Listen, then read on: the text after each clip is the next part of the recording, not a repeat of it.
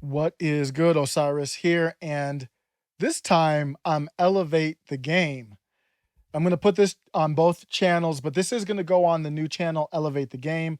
Just have to separate the politics and from the other stuff because you don't know what will happen with the politics out here.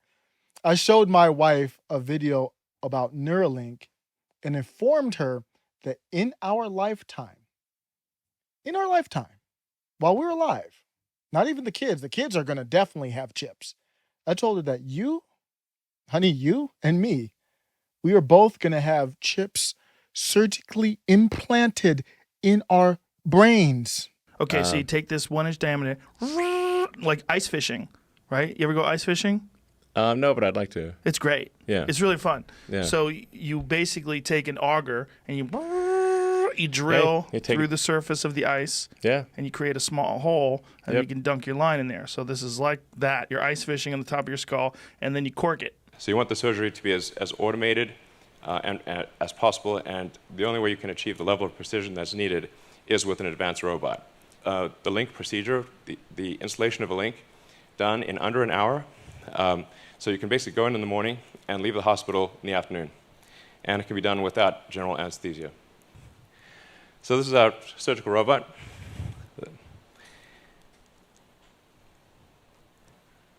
And we actually ultimately want this robot to do essentially the entire surgery. So in everything from incision, removing the skull, inserting the electrodes, placing the device, and then closing things up and having you ready to leave. So we want to have a fully automated system. Yeah, it's going to happen just like that. This was her reaction. Now, I'll give you this. No one's going to want to be the first one to sign up for that. I'm going to need proof that that robot works. There's no long-term reactions. I'll be in line maybe a year or two after they start doing it and it's proven out. But if you don't do it, once everybody else starts doing it, when it becomes affordable enough, you will be a second-class citizen. You'll be less than that. You'll be like, you wouldn't even be on the same level as someone intellectually. Here is Neuralink's biggest accomplishment. I call it somewhat of a proof of concept. The demo starts simple enough. The monkey plays a simple game on screen using a joystick. If he moves the joystick the right way, he gets a banana smoothie. But all the while, the game is using the chip inside the monkey's brain to train a computer to understand his movements. The Neuralink chips are surgically implanted inside Paige's skull. They connect to his brain via more than 2,000 electrodes, each one about 1/20th the width of a human hair, and implanted in the regions of his brain that control hand and arm movement. Each time the monkey moves his hand left or right, that movement begins as an electrical signal in his brain, an impulse that eventually sends the message down his arm to move his hand. But the Neuralink implants read these signals while they're still inside the brain, before the monkey has even moved, when the movements are still just intentions. The chips are connected via Bluetooth to a computer that reads the brain signals in real time and matches them to the monkey's hand movements. And here's the wild part. When the team disconnects the joystick, the computer can still predict where the monkey is going to move his hand. No joystick required. After only a few minutes of calibration, we can use the output from the decoder to move the cursor instead of the joystick. Paige still moves the joystick out of habit, but as you can see, it's unplugged. He's controlling the cursor entirely with decoded neural activity. I love how she said Bluetooth. Bluetooth? Via Bluetooth? Bluetooth? Bluetooth? Yeah, Bluetooth out of your brain. And just a little while ago, we were arguing if cell phones in our pockets or too close to our heads were a problem.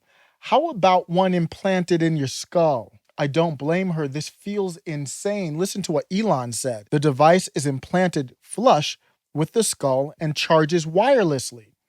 So you look and feel totally normal. It charges wirelessly. Of course it does. How are you going to do? You can't take it out of your skull every night. There's a wireless charging cap that's going to be coming out.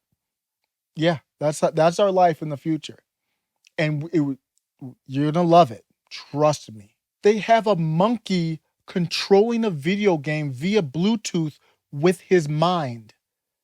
That's the first generation of this thing. Raymond Kurzweil said in 2030, artificial intelligence will surpass humans. The importance of this Neuralink and this chip is not just for fun and games. This really is real life Battlestar Galactica, Cylons, cyborgs in Star Trek. And you think, who's Raymond Kurzweil? Well, he's CTO of Google, and he has a track record of making predictions in technology that come true. In over 30 years, he's made predictions that have proven to be insanely accurate, down to the year he said it would happen. In fact, his predictions have a success rate of 86%. He predicted the collapse of the Soviet Union. He predicted a computer that would beat a world champion chess player by the year 2000. It happened in 1997. He predicted the rise of internet use at a time when very few people were actually on the internet. He specifically predicted wireless internet usage. He predicted text-to-speech converters for the blind by the year 2009. He predicted wearable computer technology. And he predicted all this back in the 80s. Now, all of that stuff sounds old school, doesn't it? But he had it right in the 80s. When you think about it, is it really that scary to have like a Fitbit, an advanced Fitbit in your skull? I've got a tablet, a laptop, a phone, a smartwatch. We're already there. It's just clumsy. Like I get these things, I'm gonna trip over these things. Just put it in my skull so I've got one thing and we're good. Like everything Elon Musk does, in my opinion, I think his end goal is for him to transport to download his consciousness into a computer. So by the time we colonize Mars, because a man or woman will be on Mars in our lifetime, in Elon Musk's lifetime, in my opinion. But Mars isn't going to be colonized though. It's not going to be a city with streets and flowing water at that point. So Elon Musk, in my opinion, wants to download his consciousness. I'm being dead serious, y'all. Don't play with me. I'm being really serious right now. He wants to download his consciousness to a computer. So when Mars is colonized, you upload that file to a new body. Don't ask me where we're going to get the bodies from. I don't have that answer yet. But you upload it to a new being. Do you know how crazy this is? And technically, you could upload your consciousness to an animal, right? If it gets that advanced, I mean, the brains are different. So you could upload your consciousness, and you could even take your consciousness as a chip to Mars, so your body doesn't even have to get through all the radiation and the danger of the trip. And then you're on Mars. And Elon Musk, 100 years from now, will be alive consciously in a different body on Mars. We're getting there. We're getting there. I know this sounds like a lot. This might be heavy. I'm recording this on a Friday. It might be a lot for a Friday afternoon. You just want to chill, have a beer. But this is some cool stuff. Think about this. If you could say I could save my mental state right now. I could, when I'm 80 years old, I could have a conversation with myself, with my mental state updated in a different body. My 80-year-old self could have a conversation with my 43-year-old self right now.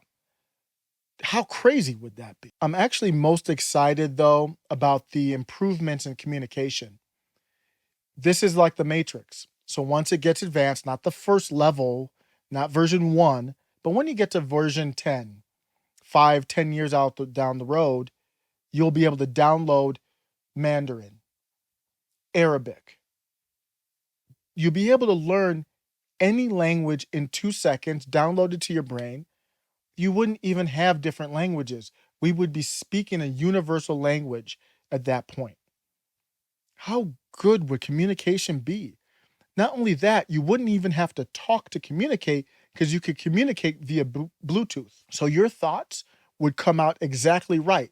I don't know how it works. You would have to control, because you have thoughts in your head sometimes that you don't want to share, but the ones that you want to share, these complex thoughts, you could share them in with a perfect message so someone could understand them, and there's nothing lost in translation. So all this craziness we've got going on in the world right now, a lot of it's coming down to communication. The question that I haven't heard anyone say is, I know one of the first things I would want to do if I had a Neuralink and it was version, 15, I would want to download, because I can play the violin, but I'm not some great violin player. I would want to download the Isaac Perlman, who I consider the GOAT, the greatest violin player of all time. I would like to download his app or whatever so I could play the violin like him. Now, the question I have that I haven't heard anybody answer about this yet is, you can download this stuff and you become almost like a cyborg. Do you lose emotion? So if I download the Isaac Perlman app, do I get the soul with it too? Do I get the heart? Like, can I sing like Barry White? Do I get the soul? Or is it I'm singing with Barry White's skill, but with the lack of soul like an android robot? I don't know. I'm curious about that one. Take care.